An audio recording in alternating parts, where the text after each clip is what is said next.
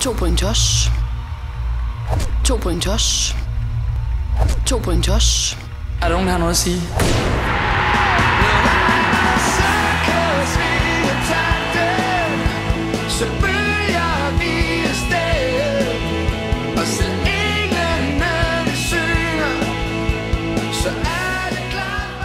Vi kommer der for at se, om vores hold, vores helte, de vinder eller taber.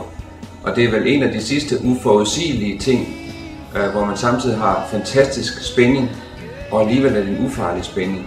Det her, det er real time, det er nyt hver gang, og det er en ny spænding. Og der, hvor vi sidder yderst på sæderne og virkelig følger med på det sidste mål, og den sidste oplevelse, den sidste, der græder, den sidste, der griner, det slår sikkert noget.